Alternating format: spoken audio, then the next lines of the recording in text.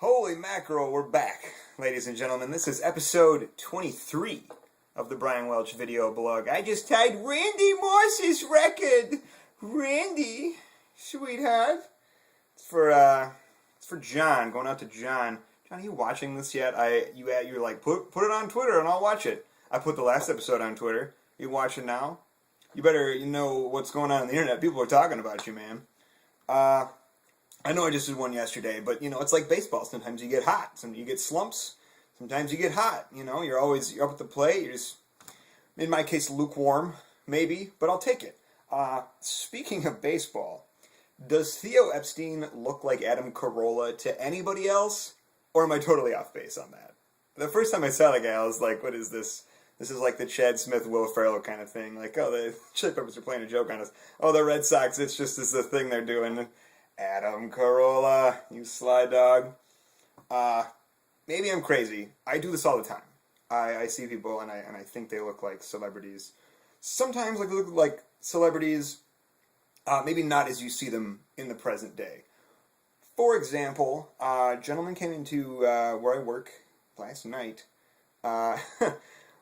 Frosted blonde tips. He was wearing one of the visors that doesn't ruin his hair. Had a very immaculately sculpted goatee, and I was like, this guy looks like a young Guy Fieri. Looks like, and I was like, there's a gentleman coming down the center aisle. He looks like a young Guy Fieri. You can't miss him.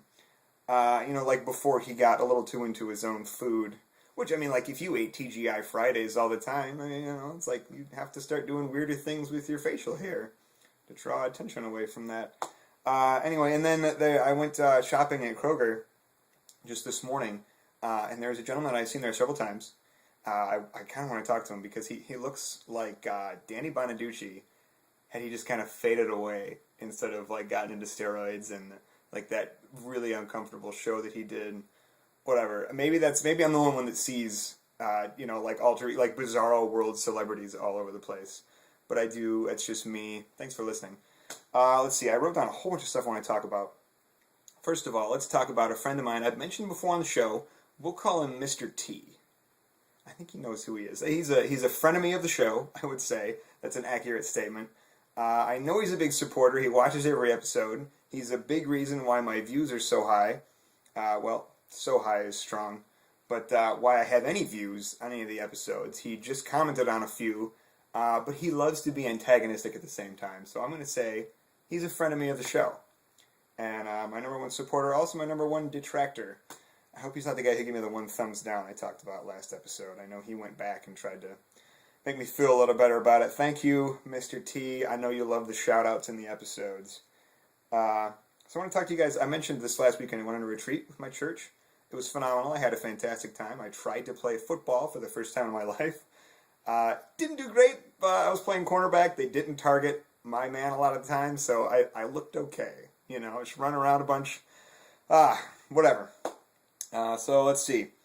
I shared Friday night, and which I've shared with you all here in the vastness of the internet, that you assume that everybody thinks the same way you do. That's just an automatic assumption a lot of people make.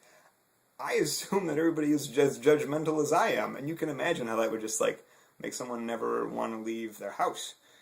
His or her house would be technically, grammatically appropriate. Mom.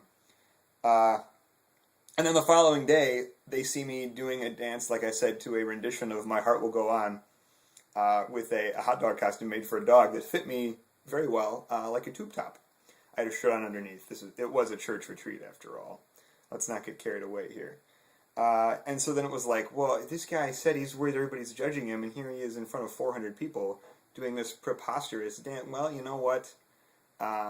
I am afraid, and sometimes you have to face your fear. It's like going skydiving.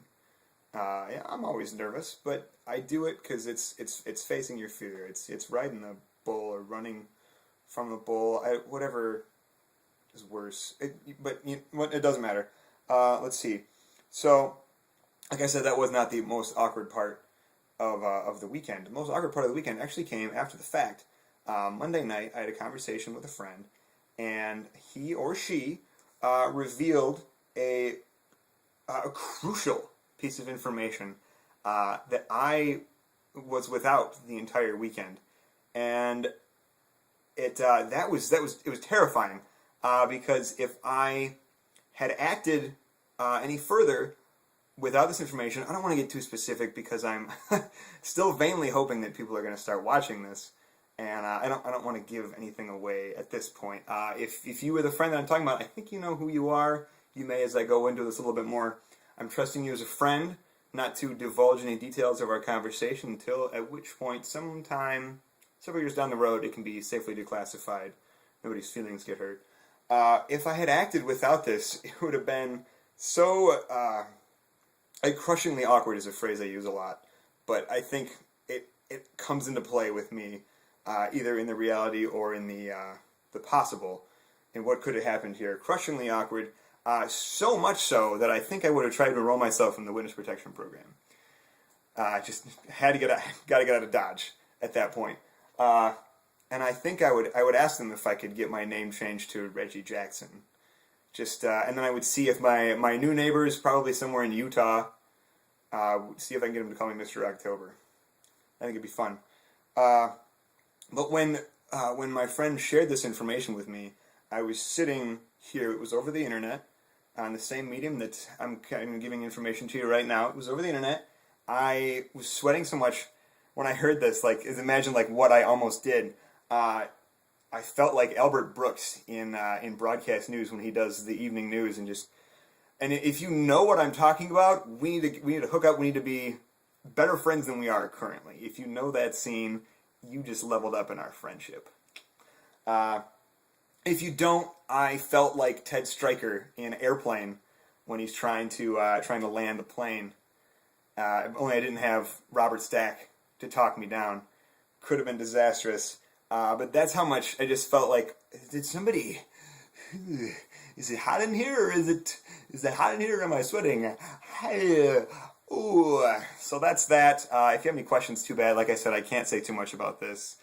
Hey, but listen, if you are watching this and you enjoy it, please tell your friends, tell strangers even, I don't care. Tell your family, this is all I do stuff. Tell Gam Gam and Peepaw, because let's face it, I need views. I want people to hear this stuff. So, just get it out there, folks.